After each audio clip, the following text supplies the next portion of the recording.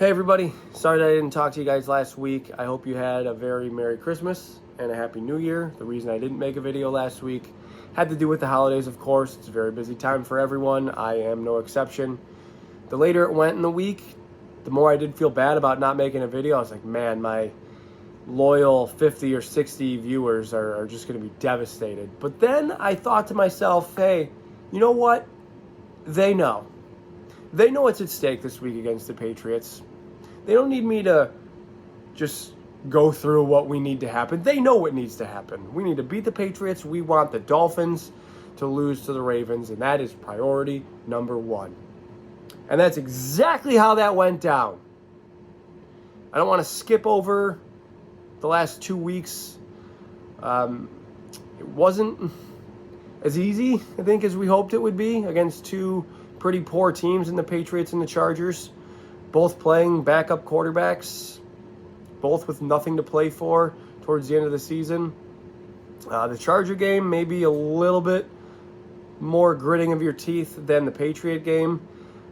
The Patriot game, I really never felt like the Bills were in significant danger. It did get a little bit sweaty towards the end, but the whole time I thought I'd rather be the Bills here. Even after the Patriots took the kickback for a touchdown, I was just like, do we live in the Matrix or what? Like, that's how the Bills opened last year's game against the Patriots, home game against the Patriots, with a kickoff return by Nyheim Hines.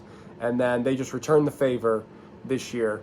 Still, I didn't really feel threatened by New England. And then they just kept turning the ball over at like an absurd rate. And they really couldn't run a play longer than 6 yards consistently, so I just wasn't worried. They weren't going to beat you with Zappy as long as the Bills didn't turn the ball over. They did once. Allen threw a pick to former Bill, or I don't know, former Bill? He's a Bill this preseason, right? He's a rookie this year. The Bills drafted him like the 7th round, Alex Austin. So that had to be a cool moment for him. Wasn't really cool for us. We're just like, come on, stop goofing around. Beat these guys. They did. They did. Like I said, it wasn't smooth sailing the whole way, but they did. Same could be said for the Chargers, although we were like, that was much sweatier. The Bills came out flat. Everybody's thinking the same thing, like, oh, yep, here we go. It's going to be one of those games, and we know what we're talking about. We know when we say one of those games, we're referencing earlier in the season, like the Jets, the Jags, the Patriots, the Bengals, the Broncos, like all of those, the Giants, like all of those. All the games the Bills lost. One of those games. Still, you're thinking, we can't lose to Gift Smith and Easton Stick. It just can't happen. And the whole time, I didn't think they would. Despite the slow start, the Bills answered pretty quickly in the second quarter. They led 14-10 at half, and I thought, okay, they're going to cruise from here. They did not. They did not do that. It wasn't until the James Cook fumble, I think that the Chargers had made it 21-19 and gave the ball back to the Bills. And then James Cook fumbled, I believe, on the first play. And I was like, holy smokes, they're in trouble. Because you had a pretty good feeling they were about to allow allow a score that gave up the lead, and they did. It was a field goal, fortunately, 22-21. Then it kind of shifted back to, I'd rather be the Bills here, but I haven't seen consistency out of them to feel super confident in this. And much to their credit, just as they did against the Patriots, they really ran the clock out at the end of the game. A big clock-killing drives, I should say, to sort of salt those things away. They kick off back to the Chargers with like 20 seconds left and a 2-point lead, and Ed Oliver comes up with a huge sack right away that pretty much salts the game away.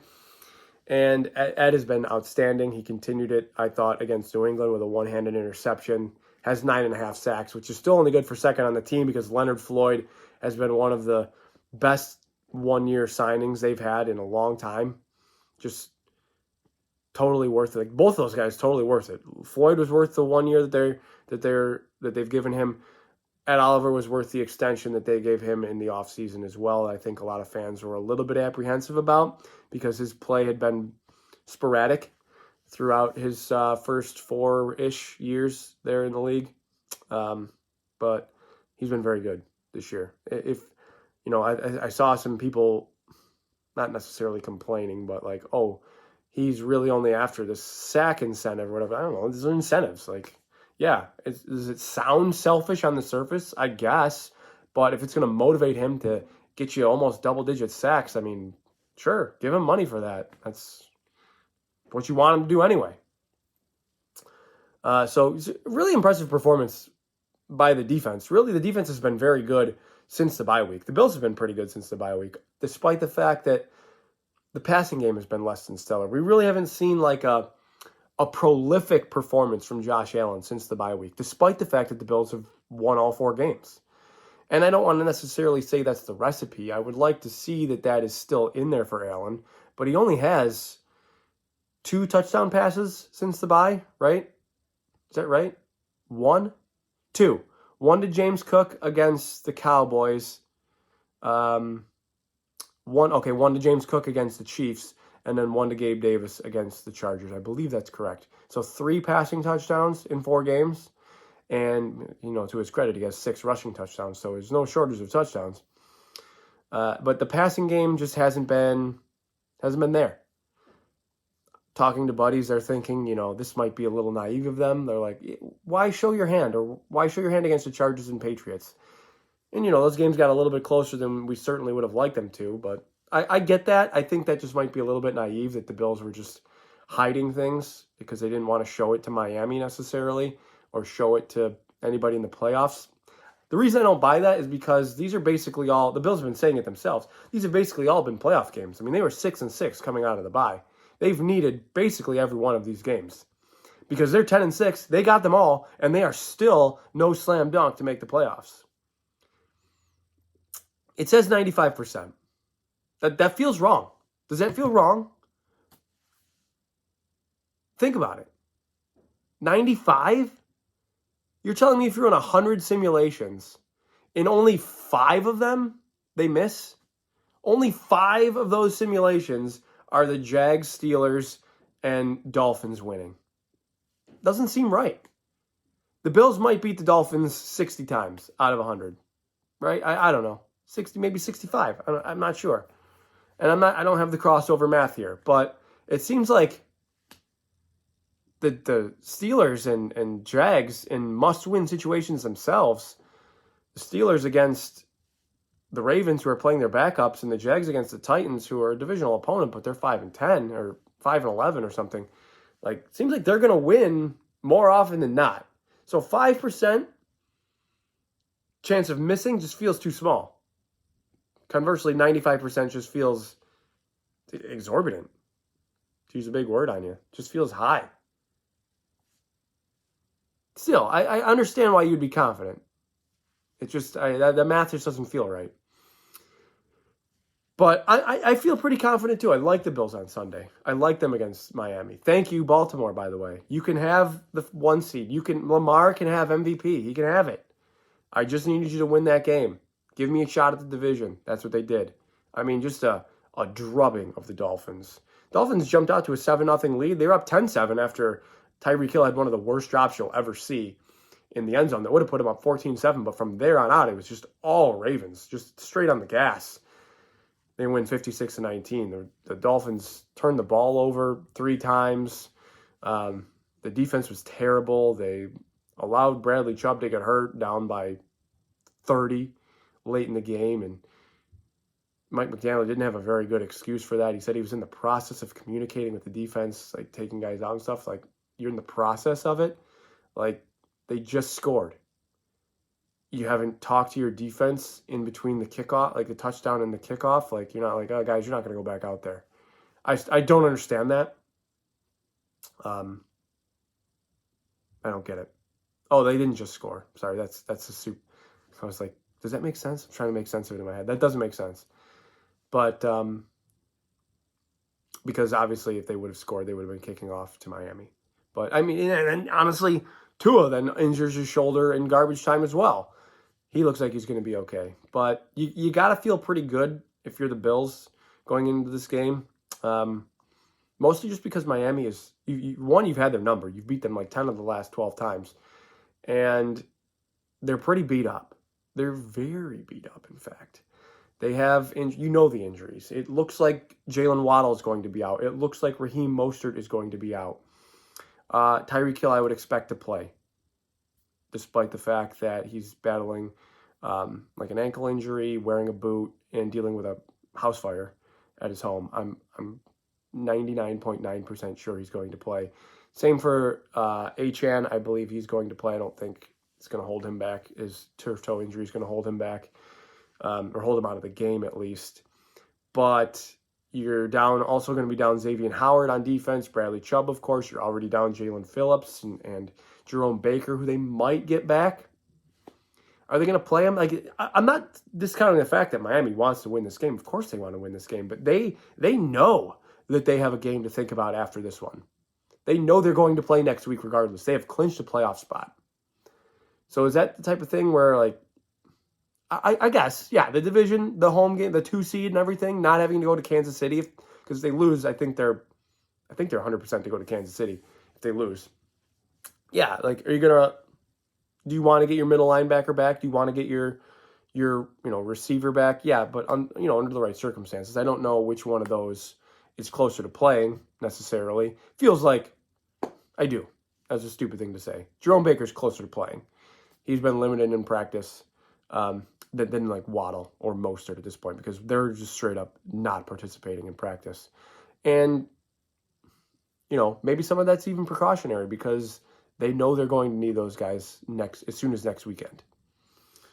But that's what I mean. You just got to feel good if you're the Bills in this situation. What threatens you about the Dolphins right now? Is it just Tyreek Hill? Is it this, what is it? To me, it's just Tyreek Hill. I don't really feel, and the Bills, to their credit, have held down Tyreek Hill since he became a member of the Dolphins. They've played 4 games, including the playoffs. He had 2 for 33, 9 for 69 and a touchdown, 7 for 69, and then 3 for 58 in the meeting earlier this year. So he hasn't gone over 70 receiving yards in 4 games against the Bills while he's been a member of the Dolphins. And he only has 1 touchdown. Being down Waddle and Mostert, those are Mostert's a touchdown scorer. Achan is a big play guy himself. I'm not overlooking him entirely. I've just been I feel pretty confident in the Bills' defense lately. Of course, they held down the Patriots and the Chargers, but they held down the Cowboys. They held down the Chiefs. They had a pretty good stranglehold on the Eagles for 35 minutes. That was really their most disappointing performance recently. They really have been very good since Thursday Night Football against the Bucs in Week 8. They've been very good, with the exception of the first half against the Bengals and the second half against the Eagles. Rasul Douglas is worth his weight in gold. I mean, the guy leads the team in interceptions with 4 already. What a find. Just a great move. And he's under contract for next season. That's super exciting.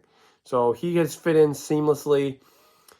Poyer and Hyde are still holding it down. Are they as quick maybe as they have been in years past? No, of course not. I think that they might even tell you that themselves. The first thing to kind of go as an athlete is usually your legs. And maybe they've lost a little bit of a step there, but the brain is still there. That's where they are advantageous. They are smart football players, and they're still very talented, despite the fact they might not be as, mobile or have the chase down speed that they used to have. They're very smart players, and they're like quarterbacks back there. They're communicative with Douglas, who's new to the defense, with a young corner in Christian Benford. Taron Johnson's also been a vocal leader there as well. So the cohesion amongst the Bills' defense is a very good reason to be optimistic. That's not to say that they can't lose this game. They just can't. They can't. Of course they can. I mean, in the terms of, making the playoffs and prolonging their season, they shouldn't plan on it, because I think there's a very good chance that the Steelers beat the Ravens. Hopefully not. Hopefully they find out Saturday night that they're in. Or that they find out Sunday afternoon because the Jags play at 1 o'clock. Or the Texans and Colts tie somehow, and they find out they're in. Hopefully they get that type of information, because we are going to be really nervous. Fans are going to be just super nervous going into that Sunday night game if it's, win or go home. Which is crazy that you can win. Hey, if we win, we're the 2 seed. If we lose, we're the 8 seed and we're out. Crazy. That's how little the margin for error has been this year. And the Bills have used up, I've said this a bunch of times, the Bills have used up all their get-out-of-jail-free cards. And that might catch up to them. Because Miami's 19-3 in their last 22 home games. Have they played anybody outstanding? Outstanding? No, not really. They beat Dallas on, last-second field goal. Dallas said are they frauds? I don't know. They're a different team away from home, clearly. They did the same thing the week before against the Bills. They were total no-shows. I don't want to get into just going through who the Dolphins have beaten at home. I mean, the proof is there. But who would you rather be? I asked that earlier when we were talking about the Patriots game. Who would you rather be going into this game? The Dolphins. I think the only reason you would say the Dolphins is because they're at home. And because they have Tyreek Hill, who probably is the most valuable non-quarterback in the league. Because maybe the Bills' passing offense has struggled in recent weeks. I don't know. They're so beat up. I'm looking at some of their stats here. They allowed 491 yards to the Ravens last week. They're coming off a 37-point loss. Now, I've said on these videos before, I typically like teams to rebound after situations like that, after really emotional high wins. I like teams to come back to earth a little bit and struggle. And after super big losses, I usually like teams to kind of find some regression to the mean. And I think you'll get that from the Dolphins this week. I don't think the Bills are going to blow them out by any means. I think I just give the slight edge to the Bills, and I'm going to pick the Bills to win the game. I'm going to score. Let's say 30-23 Bills. The Bills just get up for these type of games. I wouldn't want to be the team facing Josh Allen after your quarterback, Tua, made the Pro Bowl over him, too. I don't know. I just feel like that's going to be a point of emphasis for the Bills. Should it make a difference? No, not necessarily. But who am I to say what pro athletes use for motivation? And I have really no way of proving that it works or that it doesn't work. But the Bills did this thing earlier in the season, so they pay attention to those things. Anyway, guys, I'm going to wrap it up here. We know what's at stake this Sunday, so enjoy the game Sunday night. We're going to be sweating it out all weekend. But as always, above all else, go Bills.